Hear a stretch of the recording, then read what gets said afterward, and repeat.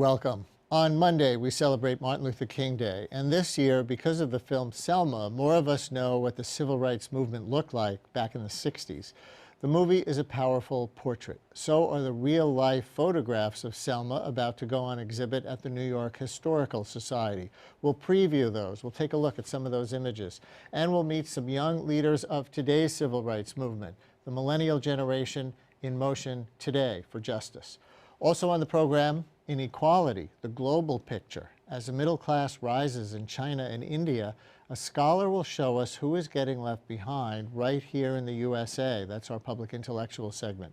And towards the end of the hour, hip-hop. It's finally getting its own Hall of Fame museum to honor the subculture and its creative pioneers. First, though, the new civil rights movement. Who are the leaders? What are its goals and its organizing strategy in this time of Ferguson and broken windows policing? Three activists join us. Opal Tometi is the executive director of the Black Alliance for Just Immigration. Maybe you know her hashtag, Black Lives Matter. Josmar Trujillo is here from New Yorkers Against Bratton, and via Skype from Ferguson, Missouri, co-founder of Millennial Activists United, Brittany Ferrell. Thank you all very much for joining us. Thanks for having me. Opal, this is happening after Ferguson, after Staten Island. Does it take some horrible deaths for the movement to catch fire? You know what? Unfortunately, it looks like that, right? However, we know that there have been Black community organizers, brown community organizers across the country who've actually been waiting for this moment where people are ready to give all that they got, to be in the streets, to continue demonstrating. And so, yeah, sometimes it does take a really unfortunate, disastrous incident. However, we know that there have been issues that have been plaguing our communities for generations and generations now, and so it was only a matter of time where we would see this kind of momentum building into a national and even a global movement. Brittany, Ferguson has been out of the news around here for some time. What's happening there? Has any change actually started to come about as a result of the events? Well, people are still in the streets of Ferguson and St. Louis at large. I like to highlight that the issue here in St. Louis, it affects the entire city. It's way beyond Ferguson. There are still protests. There are still people organizing on the ground. And there's been a lot of pop-up groups that are in favor of, they're like pro-law enforcement rallies that have been popping up. And I want to say it's, St. Louis has this interesting thing about change. It's very resistant to change here. But I can definitely say that organizers and demonstrators and young people are definitely pushing back so that we're able to see that change eventually. There have been police officers that we've seen occasionally wear a body camera. They would occasionally wear their name tags at certain demonstrations. I know recently we took the police for the St. Louis County, St. Louis City, and Missouri Highway Patrol to court and got a temporary restraining order against chemical weapons. And for a little while, they would show up without their military, the riot gear and equipment, until a couple weeks ago when they pepper sprayed a crowd of peaceful demonstrators. So just when you think that that little small changes are being made, especially with something like a TRO, we take like 5 steps back. But like I said, we're continuing to push back against that. And I believe change is imminent here in St. Louis. All right, so it sounds like tension continues in the St. Louis-Ferguson area. Josmar, here in New York, one of the big developments has been, after the shootings of the 2 police officers, this police department work slowdown. And a lot of people who are on the sort of pro-reform side are outraged by this. El Diario called it insubordination. But I think you see a kind of opportunity here, don't you? Yeah, I think the slowdown, shows that broken windows policing, which has been the dominant policing model in New York and in a lot of urban cities across the country, is something that we can actually step away from. And we need to, as activists, I think, turn it on its head.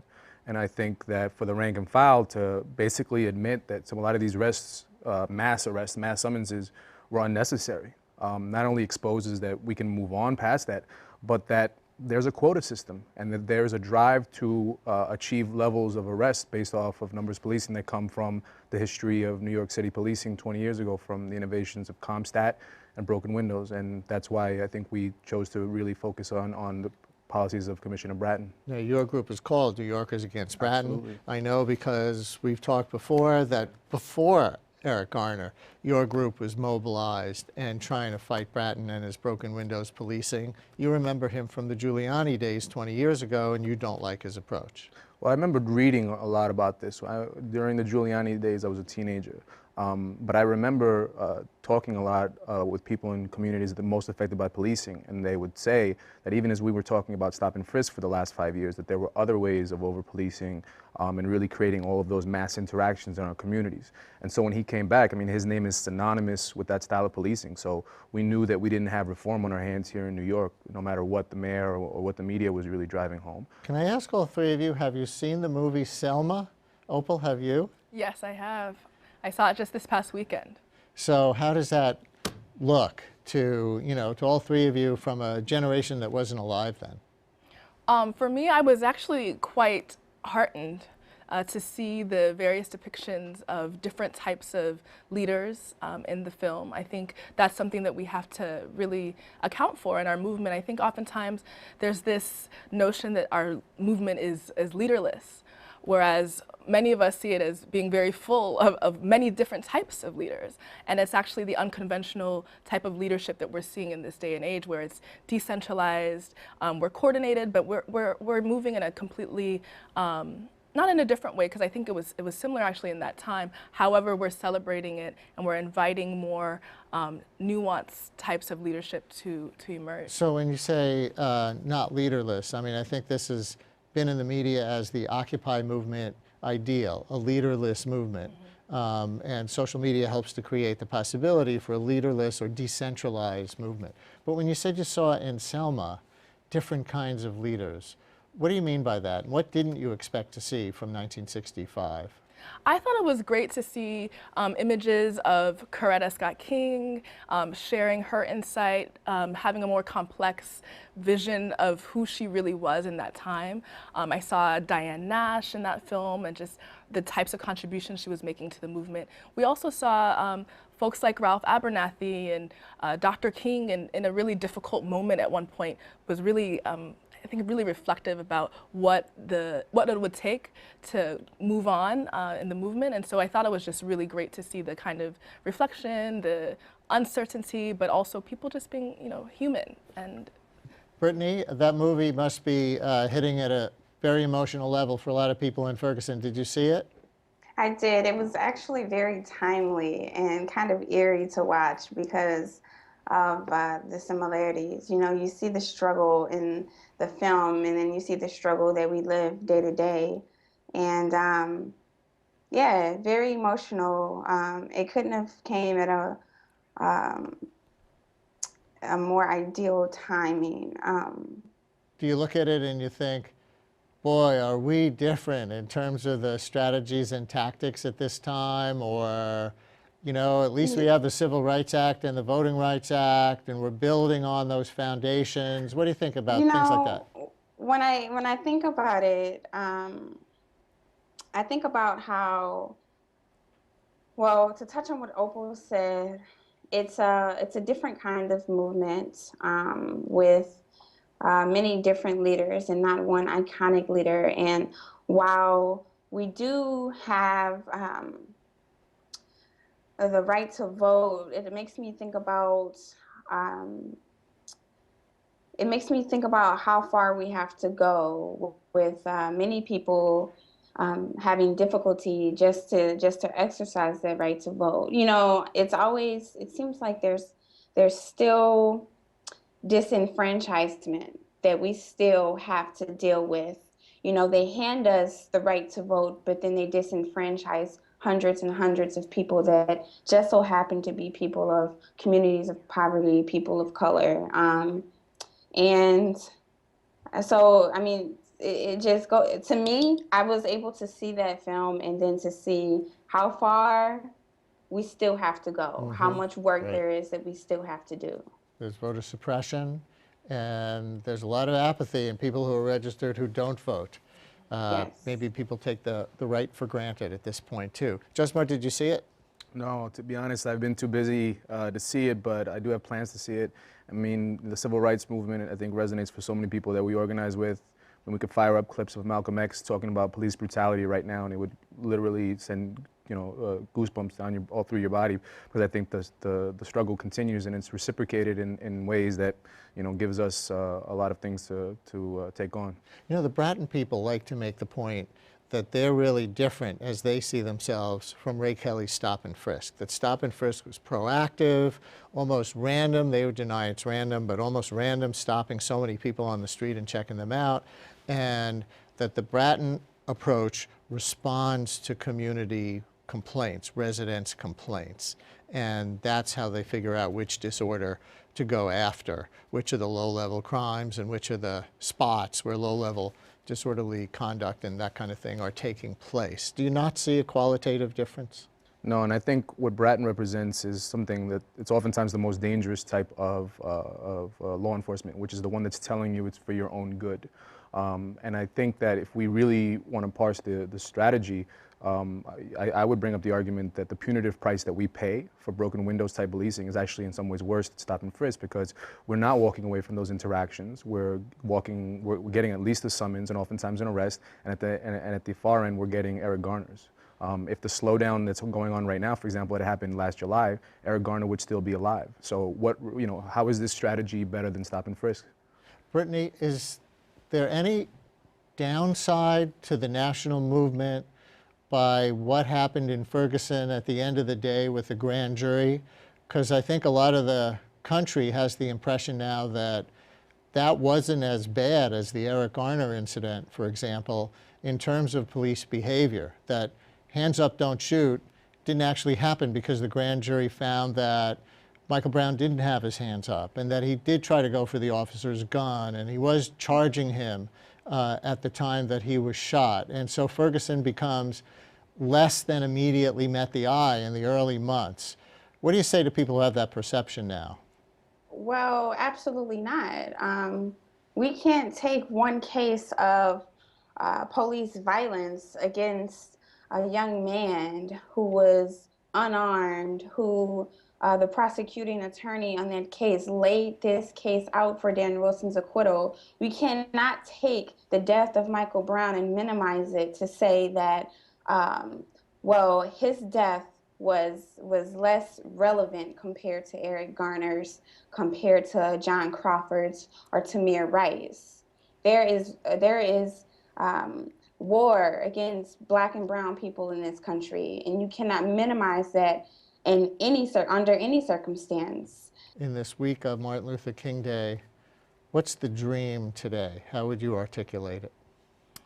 Well, I actually want to pick up from where Brittany was leaving off, because I have very similar views, and so does the groups that I work with. So I'm the executive director of the Black Alliance for Just Immigration, but I'm also a co-founder of Black Lives Matter, and we take the position that all Black lives matter. And the reason that we put out this call, this it's a hashtag, but it was much more than that. It was a political intervention, was to say, let's look at the state of Black life in the United States. Let's get really real about what's going on. And it's more than just interactions with police. It's way more than that. So it's not just one incident of police brutality here, one over there, but we're looking at the entire constellation and the web of interactions that we have with local law enforcement, the interactions we're having at the workplace, the interactions we're having at the hospitals, and in any sphere of life. We're looking at the quality of our lives, and we're seeing all across the board there is violence being waged on our communities, and it's nuanced in today's day and age. It's not the same kind of violence that we've seen in the past. However, we've got to get more rigorous about what's taking place in Black communities and look at the disparities that we're experiencing as a people. Josmar, you want to add a final thought? I think it's incredibly important that we do frame these, these whatever policy debates, media debates, on the terms of the people who are most affected by it, because the people closest to the problem are also closest to the solution. We have this love-hate relationship with the media because the media oftentimes frames the debate for us. Like, this is too far, these are the parameters, and I think what we see in our communities is war. It's police officers, it's a paramilitary force, it's the criminal justice system, the entirety of it, the mass incarceration. I mean, Michelle Alexander wrote The New Jim Crow not too long ago. I mean, these are not far positions. I think that we need to take back the microphone and talk about these things on our terms. In New York City, we had thousands and thousands of black and brown young people marching in the streets.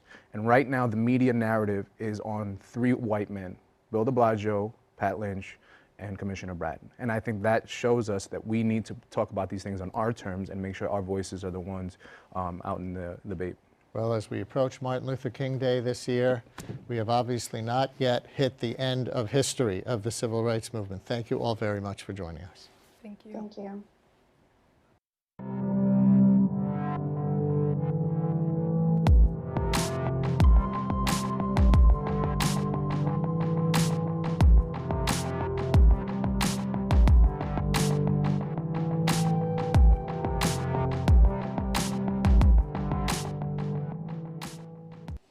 Time for Public Intellectual, where we look at new research with the power to change minds and public policy. Here in the U.S., 2014 was a year of impressive job growth, the best since 1999. But wages remain stagnant. No big surprise there, but the global picture is. As a new middle class rises in China, India, and elsewhere, many in the developed world, including the USA, remain stuck. Why aren't all boats rising together? Branko Milanovic brings us this mixed message. An expert on global inequality, Milanovic teaches at the CUNY Graduate Center. His research for the World Bank is entitled Global Income Distribution from the Fall of the Berlin Wall to the Great Recession. Welcome. Thank you very much. So that 20-year time span from 1989, when basically communism collapsed, to 2009, when Lehman Brothers collapsed. Exactly. And what were you trying to measure exactly? Well, you know, we were actually lucky to have had the data on income inequality around around the world, practically 115 or 120 countries. You couldn't do that like in the 1960s with this level of detail. You could make guesses, but not really this level of detail.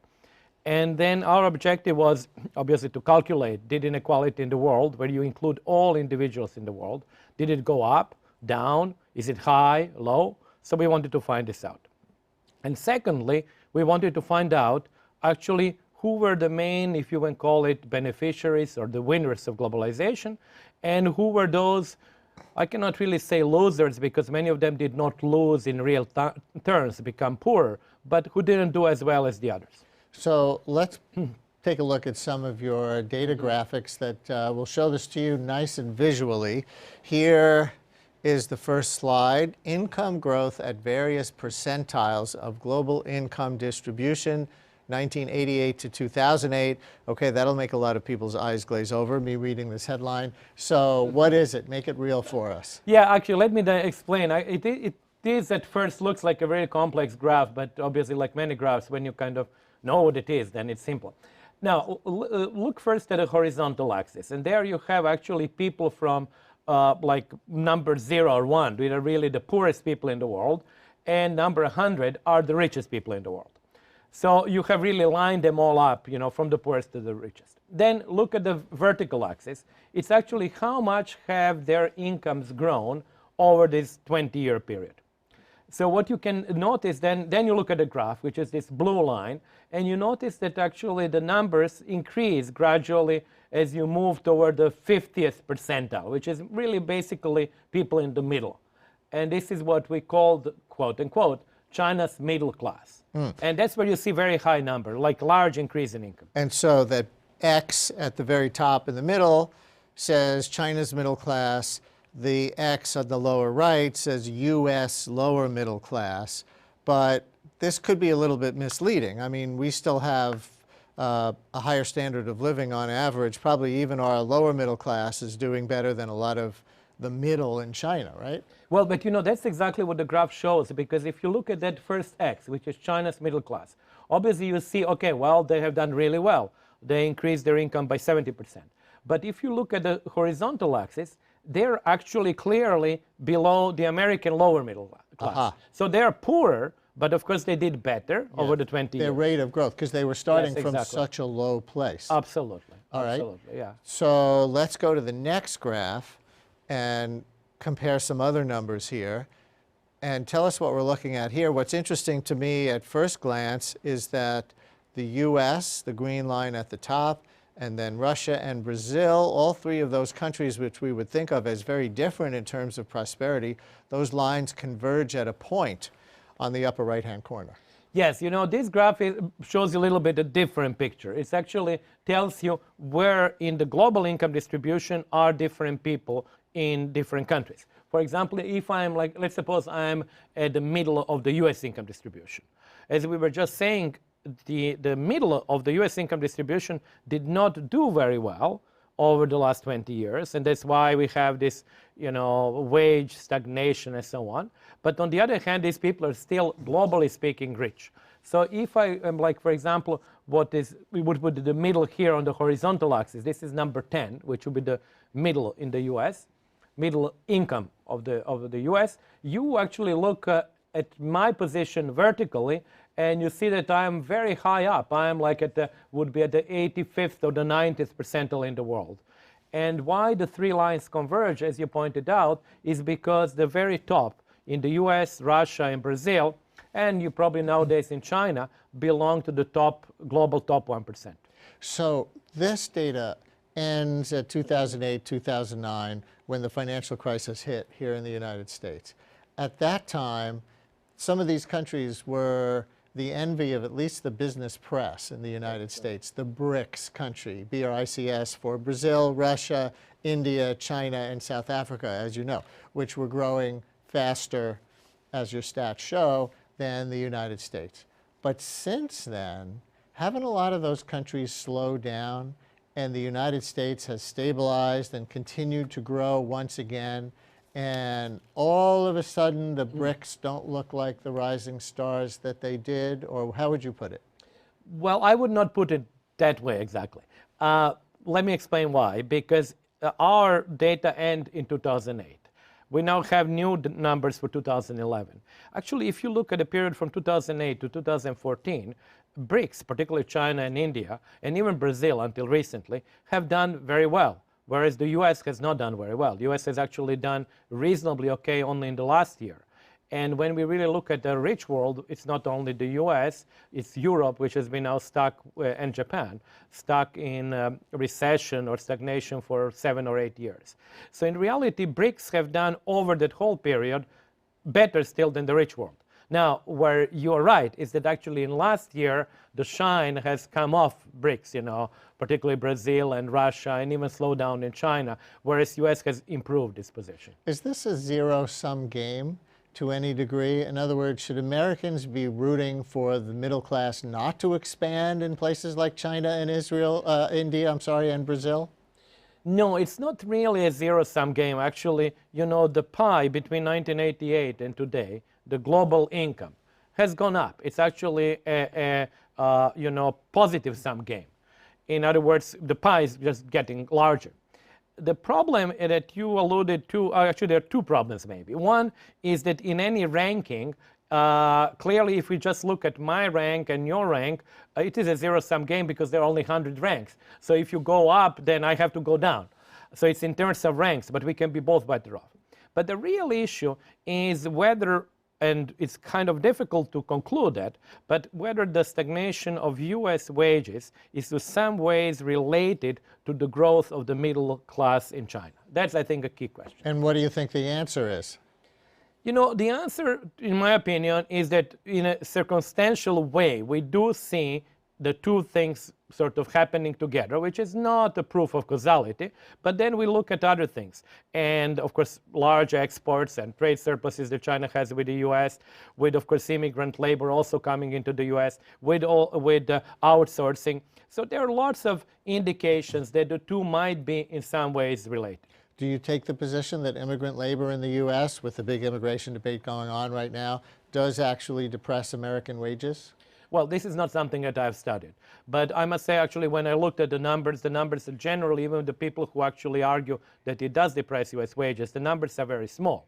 However, people also say that there are particular segments that may be affected by the immigrant labor. So I would take rather agnostic position, but I would say probably that effect is either zero or slightly negative. The very fashionable economic analyst Thomas Piketty says the 20th century West, with its relatively large middle class, pretty decent income distribution in historical terms, was a historical fluke. And we are now returning to historical norms where there's a relatively small rich class that has so much of the money and an expanding lower middle class, struggling class, as opposed to a big middle. What do you think of Piketty's theory based on your data? You know, I'm a big fan of Piketty's work, which I've known for many years, because Piketty has been writing that for 20 years. The data that I actually showed here and what I discussed come from somewhat different source. But you know, the interpretation could be fairly similar, because if we now see with the rise, which is actually good for the world, the rise of relatively poor countries in Asia, but if we see concurrently a lack of growth in the middle class in Western Europe, in Europe in general, Japan and the US, it does become a political problem.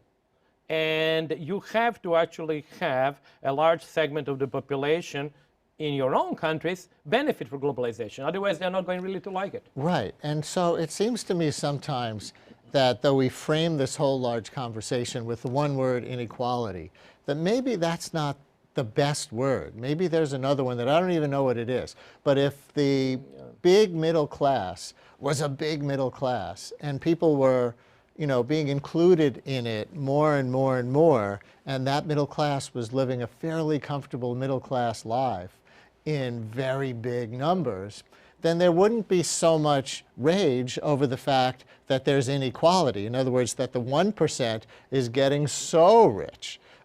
It's that 1% is getting so rich at the same time that everybody else is stagnating or struggling more than their parents did. Does that make sense to you? Oh, it totally makes sense. You know, we use the word inequality because it's like a shorthand and it's like an easy word. I mean, another word which was not very popular, it has been used recently also, it's polarization.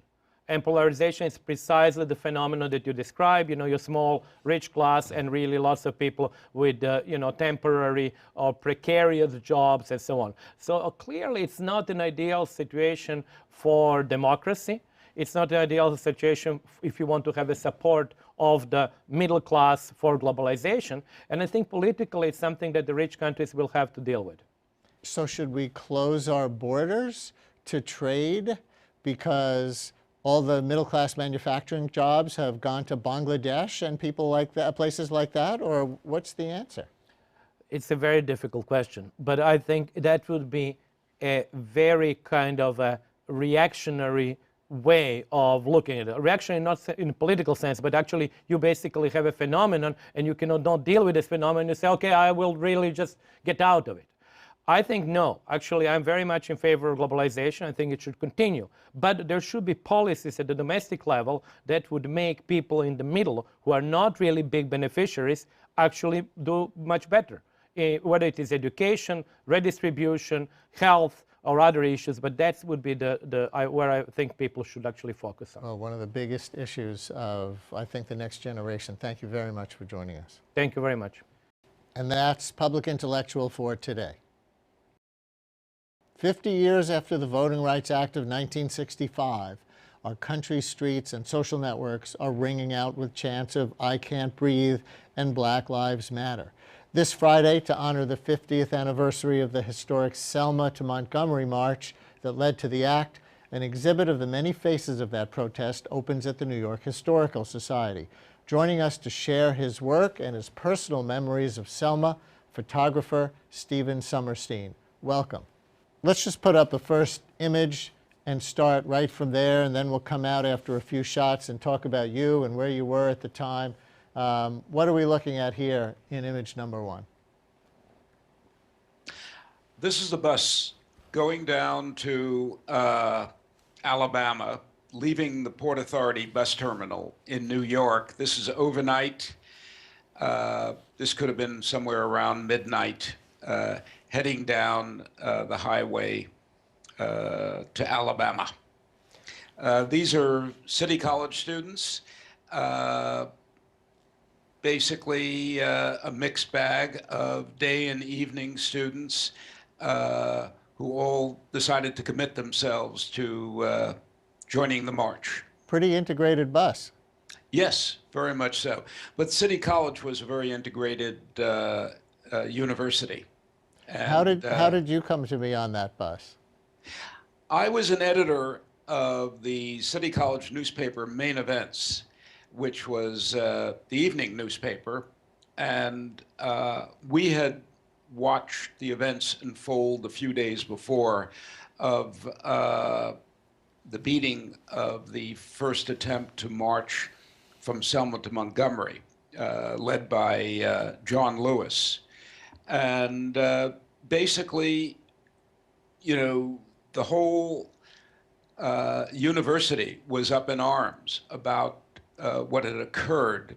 National television was there. They recorded it, and they sent it back to New York. And people felt very put out by how the marchers were treated. And Martin Luther King, the next day, called for a national march to go to from Selma to Montgomery again. Let's go to the next image. What are we looking here? I see this is titled Sunscreen Boy. Oh, yes. A young fellow who really stood out with his white face and basically telling you what the march was about. This was a voting march. This was in support of the Voting Rights Act, which eventually did get passed through Lyndon Johnson. How significant was the Selma to Montgomery march that you document here in the passage of the Voting Rights Act? Do you think this one event was a key to the passage, or was it headed there anyway? It was headed there. Lyndon Johnson was a very powerful negotiator in the Senate and the House. And I suspect it would have eventually passed itself, but the motivation of the people and the national coverage in the newspapers really were able to put it over the top. This is Jim Leatherer, Orthodox Jewish fellow from, trying to remember, Illinois, I'm not sure, who marched from Selma to Montgomery. With a crutch and one leg, it looks like. Exactly. Yeah, two crutches, actually, and one leg. And whenever people approached him saying, "How can you do this?" his reply was, "I believe in democracy." Let's go to the next one. Teamsters. Teamsters. These were really remarkable. They Which came side down were they their, on? Pardon me? Which side were they on? Oh, no, they were in favor of the march. The unions really supported the marches. And the Teamsters came down there. These were officials, three-piece suits, wingtop shoes, and they slogged right through the mud over at the City of St. Jude's School. This is the final leg of the march from the school into Montgomery, Alabama at the State House. And they just stood out there very proudly. Next slide. This is just leaving the City of St. Jude's School in the outskirts of Montgomery, Alabama, and they are heading down a side road before they get onto Route 80, the Jefferson Davis Highway, to make it toward the state capitol. And this is the front leg of the march, probably about a quarter of the mile in. Along the way, you pass the ubiquitous Coca-Cola signs and the people lined up along the way, just taking in this remarkable sight, which they had never ever seen before of civil rights marches coming along, a mile long, just passing by them. It's quite a mixed arrangement of people. Here's what the government had to put in place, and took some time, several days before they could do this, which was bringing in the Army, and they federalized the Alabama National Guards. Where was the local police? Oh, they stood back. The local police you didn't see too much of. They were pretty much out of sight. The marchers moved along the Jefferson Davis Highway, and the Army moved with them, blocking off streets in advance of the marchers. They had all these jeeps, helicopters. The Justice Department had people there, and they basically blocked it off. So they ran a funnel down the highway that the marchers passed through, and they blocked all traffic. Did the federal government call that out? Did President Johnson call that out? Because the segregationist governor of Alabama was sort of on the other side, right? That's right. Wallace would not use the National Guardsmen to protect the marchers. It was politically inexpedient for him to do that.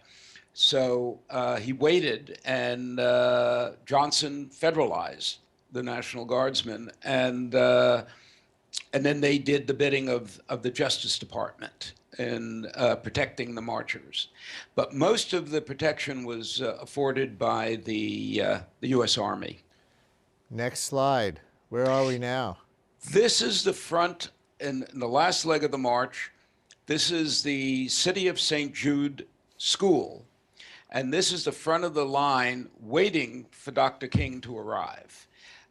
There's Ralph Abernathy, James Baldwin, many of the Where's James Baldwin? I think he's in the back there. I can't see in this particular image. I see. I have Baldwin in some of the other images, but I think he's in the back of the line here. They're a little behind the children there. Yes, I think he's in the back there. The children are Ralph Abernathy's children, and they're still around today and in good health. This is the front of the line without Dr. King. He hasn't arrived yet. John Lewis, who was at the focal point of the beginning of the march and the first march, who is head of SNCC, the Student Nonviolent Coordinating Committee. And wow, to see John Lewis at this age, so many of our viewers have seen him as an old man in Congress in recent years. Exactly. And he still carries himself very well, I must say, and has his gravitas. And he's quite a serious young fellow. I've had the pleasure of interviewing him in recent years, and he still is extremely eloquent and has plenty of gravitas, as you say, as well as plenty of warmth. And so what are we looking at here?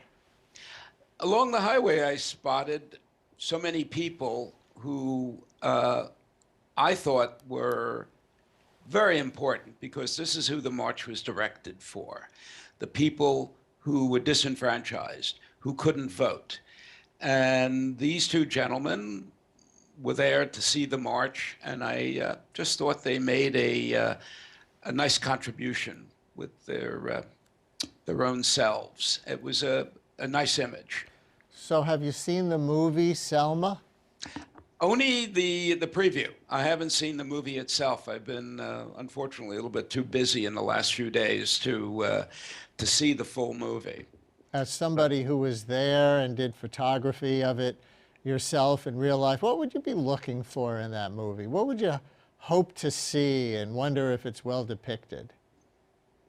Well, clearly, you know, King, Dr. King, and the people around King, and how they responded, and how they spoke to the people, and how what I'd be very interested in is would I get the same impression in the movie as I did in real life, to see Dr. King speak out and affect people the same way I saw Dr. King affect people, to capture them, to capture their emotions, their sense of rightness in his cause.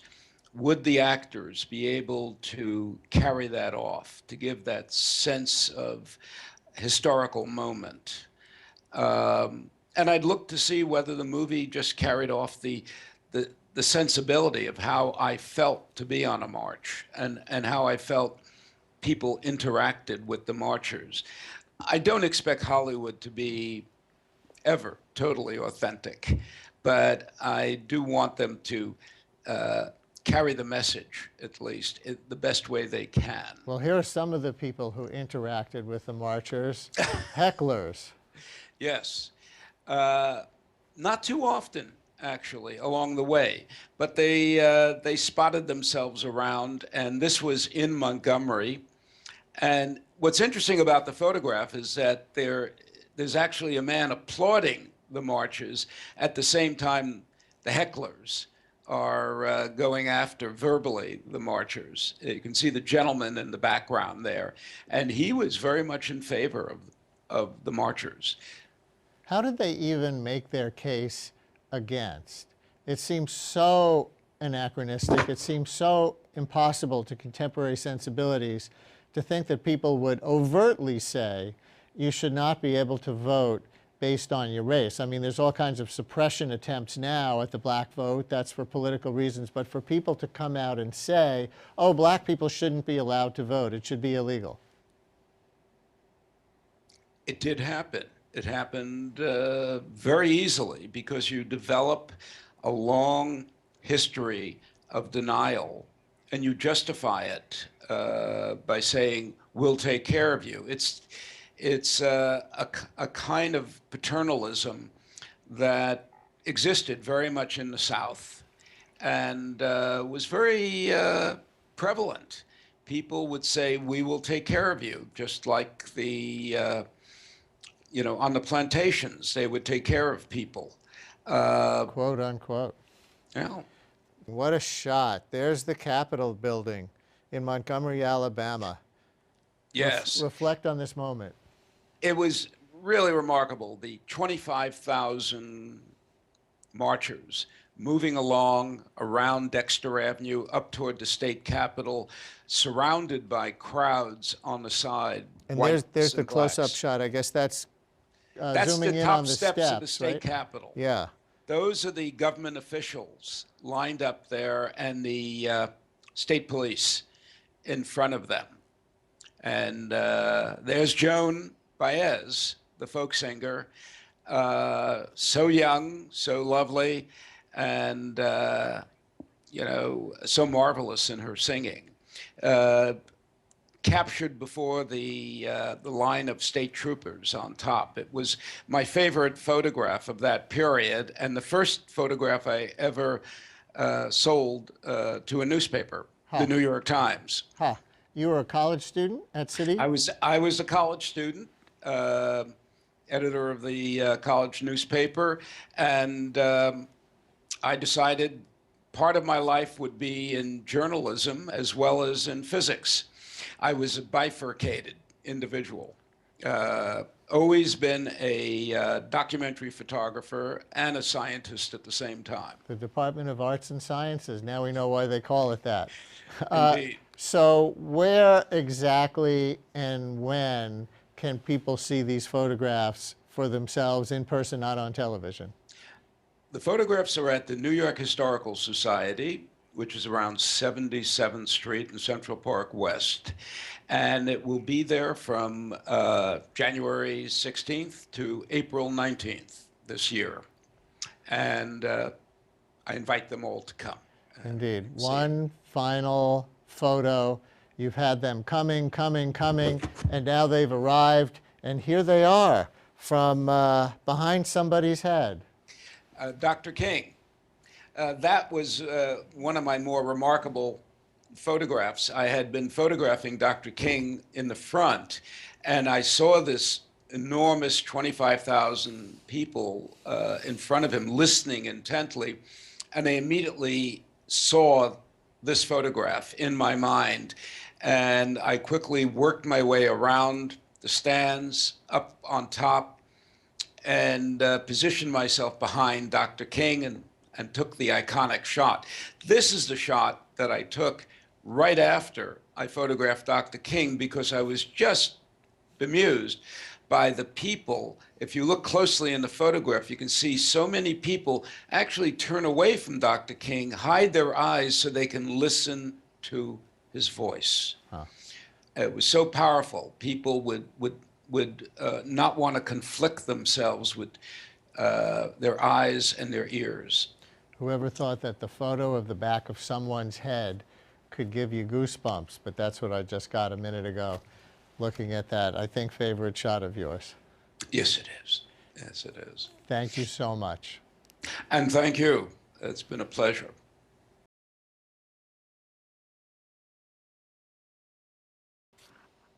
There have been so many rumors about a hip-hop museum coming to New York, it's almost hard to believe one is actually going to be built now. At one point, word on the street had us imagining such a museum in the Kingsbridge Armory in the Bronx, the borough where New Yorkers insist hip-hop began.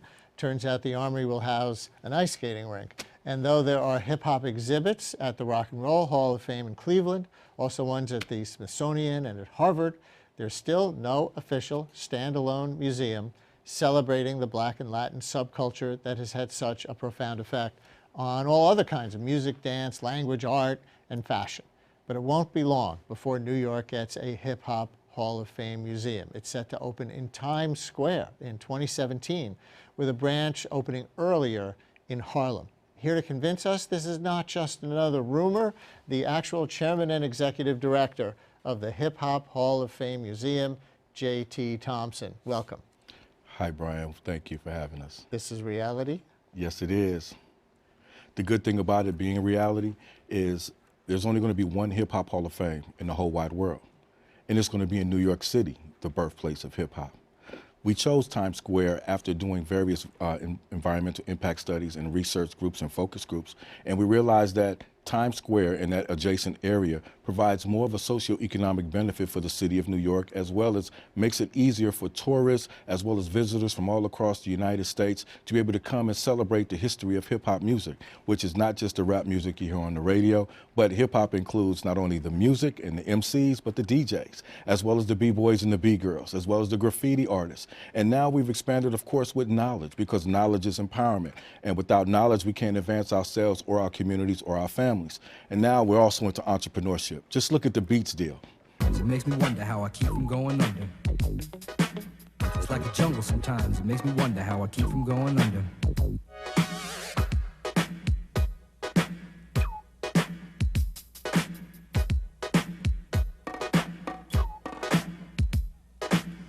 Broken glass everywhere, people pissing on the stage, you know they just don't care. I can't take the smell, can't take the noise, got no money to move out, I guess I got no choice. Rats in the front room, roaches in the back, junkies in the alley with the baseball bat. I tried to get away, but I couldn't get far, cause a man with a tow truck repossessed my car. Don't push me, cause I'm close to the edge. I'm trying not to lose my head. Seminal hip-hop Grandmaster Flash. And the Furious Five. And that was the Grandmaster himself, Melly Mel, on the mic. How old is that clip? Do you know? That clip has to be, what, 1982, I believe? would think, early 80s. 1982, yes, definitely. How about that? And the message then is the message today. Which is? Which is hip-hop as it first started. You got to understand the cultural effects and the ramifications of what were going on in our cities. Of course, the pioneers or the pillars of hip-hop include DJ Kool Herc, Africa Bambaataa, and the legendary Grandmaster Flash. Those three are the ones in which hip-hop is built off of. Now, if you think about that time and the climate at that time, there was lack of jobs, the economy wasn't doing too well, and as you've seen in the video clip, a lot of the urban development and renewal needed to be taking place. And the young people at that time, whether they didn't have summer school job programs and things like that running around, they created something that actually allowed them to have some fun and actually rebuild within themselves an element of self-confidence. Came out of the low point in New York City history, which people consider late 70s, early 80s. Financial crisis, things were defunded, like you were just saying. Exactly. A lot of crime, a lot of trouble, and out of that came the music of the streets. Exactly. But also at that particular time, you got to understand, it wasn't like they had electricity in the parks. I mean, these guys were so ingenuitive, they was able to go plug up into a lamp pole and get the electricity to put on a park jam where the DJs were the maestros in the community. With that old technology, the turntable. Yes. So is this a rendering of what the museum is going to look like? That is actually a rendering of one of the exhibits. As you can see, that's like a studio where folks and visitors will be able to come in and make their own record, if you will, and shoot like a mini video. And if you look outside of that exhibit, you look at one of the things that we have called the hologram, whereas you'll be able to pin up in your remote that you will see in front of the stand, where you'll be able to pin up your favorite artists and be able to see them perform in a hologram. I was thinking Times Square, you are going to get the travelers, the tourists from all over the place. You're going to get them from London and Tokyo and South Africa. You're also going to get them from Iowa and Nebraska and Louisiana. And I think all these white parents are going to be surprised when their own teenagers say, I got to go to the Hip Hop Museum. My heroes are in there. Exactly, but you got to understand, the Hip Hop Hall of Fame is a 501c3 nonprofit, fully chartered museum and educational institution. So our mission is not just to display and preserve hip hop music and culture, but it's also to educate. So we formed an alliance with the Hip Hop Preservation Federation, which includes Africa Bambaataa, Melly Mel, Grandmaster Caz, and many others, and DJ Tony Tone and others that are on that, and DJ Lord Yoda X and others on that federation, to get the actual timeline of the events that took place from 1973 to 1983 before we kept stats. And so being in Times Square with the exhibit itself on the timetable, we're talking about creating up to 200 jobs and having a $350 million socioeconomic impact in the city of New York. Did you say it's going to be about a 10-year time frame in particular, or from the beginning of hip hop all the way to the present? Well, great question. I was just talking about making sure that everyone knew that this is going to be the accurate story of hip-hop history being told by those who lived it. Of the origin. Exactly. We also formed an alliance with the Smithsonian Institution, the Rock Hall of Fame, the Grammy Museum, also working with Cornell University, Harvard, University of Houston, the Tupac Foundation, as well as Notorious Big Foundation, and other smaller collections that we can compile our resources and share the information from not just the beginning, but from 83 to the golden era of the 80s, all the way to the reality rap of the 90s, even to the present day music of the millennials now. How much will you deal at the museum, at the Hall of Fame, with the dark side, the misogyny in some of the lyrics, the violence that's plagued some of the artists and is also glorified in some of the lyrics, that kind of thing? Well, let's be honest. This is the United States of America. We have what's called free speech, freedom of the press, and so it is not our job as the museum and an entertainment complex and a museum and an educational institution to actually be the industry's police. Our job is to tell the story as to what actually took place in different segments of history. So whether that is the music, what was on the radio, or what was in the club, or even what was going on in fashion, what was going on in films, what was going on in television, those type of things affect popular culture and urban culture, and our job is to tell the story of the evolution of urban culture. So 2017 for the Times Square location, and a branch in Harlem to open first, right? That's correct, and I'm so glad you brought that up. We're looking at this where it's going to take us 18 to 24 months to complete construction on a facility adjacent to Times Square. Now, we've raised a substantial amount of money in commitments and financing. We still have a little bit further to go, but we're basically in the game now that we can actually get ready and prepare to break ground. But being that that's going to take 18 to 24 months, we said, why sit around and wait for 18 to 24 months when we have stuff sitting in warehouses and different collections? So we decided to open up a satellite museum in Harlem. Inside this satellite museum in Harlem, we'll also have a small retail area for official Hip Hop Hall of Fame merchandise and gear. We'll also have a coffee and juice bar, kind of like whether it's a Starbucks or a hybrid of that, and a juice bar serving healthy foods for healthy alternatives and healthy lifestyles. It'll also have the permanent offices of the Hip Hop Hall of Fame, because we're not going to have 15,000 square feet of office space in a 50,000 square foot building in Times Square. That's valuable real estate. So how soon will the satellite be open in The Harlem? satellite will be opening up this spring. We kicked off a fundraising campaign right now. We received a $500,000 challenge grant, and we have to raise the additional $500,000. And we partnered with Indiegogo, and I'm sure you guys are going to run that on the screen. We ask fans if you want to make $1, whether it's a donation of either $1, $5, or get a T-shirt, become an official VIP member. All official VIP members for $35. You will be enshrined in an actual Hip Hop Hall of Fame fan membership exhibit. So therefore, you get a chance to be enshrined in the Hall of Fame yourself. Make sure people know, because I can't see what print is going up or not on the screen. So tell people if they want to be a part of that, how can they help? Well, there's two ways. You can go to our website, hiphophalloffame.org. That's hiphophalloffame.org. Or you can also make a donation and join the campaign for the fundraising campaign to open up the Harlem Pop-Up Museum, which also is at indigo.com/Hip Hop Hall of Fame Museum. But I must add one thing. It's not just the museum at the Harlem location. We're also going to have a full TV studios at the location. And what we decided to do is bring in about 50 kids a year, and we're going to launch a Harlem Youth Media Training Academy to train kids from pre-production and scripting and storyboarding all the way through actual producing to post-production, and help them get jobs in broadcasting in the future. Cool. This $500,000 challenge grant, that's actually a drop in the bucket compared to the $50 million. Do I have that number right to open the main museum? Actually, it's a lot higher than the $50 million, Really? but we've already accomplished $50 million in commitments and financing already. So we're way ahead of the ball game. Who's throwing that money at you? I can't disclose that information right now, but I will say this: it is. I would like to say big donors, but it is also venture capital funds and those that are also part of banking institutions. So you can take us to lunch. I'm kidding. You've been trying to do this like since the 90s, I read. Is that correct? Wow, you're right, Brian, and I'm glad you kind of brought that up just for people to understand the information that's out there. Me, myself, I'm a Brooklyn-born guy. I was raised in Hollis, Queens. On the same block, I played with Matchbox Cars with Black Rock and Ron. Around the corner was Derelict Camp. Up the street, LL Cool J, Run DMC on 205th. And I also lived in Harlem. And now wait, I have to stop you right there, because when people say hip-hop started in the Bronx, is there a camp that says it started in the Hollis, Queens area? No, we wouldn't dare do that, because we actually went to the fever in the Bronx, actually seen real hip hop. Shout out to Sal on that. But what I would like to say is my parents divorced and ended up growing up also in South Central Los Angeles, where I was a two-sport ball player at Manual Arts, as you already know, and I also got a chance to be familiarized with the community, totally different transformation. So I went from the New York lifestyle to a lifestyle of there's Bloods and Crips and other gangs and other different things, so it's a totally different way of life. But being that I played ball in New York, that was able to be a catalyst for me to move forward.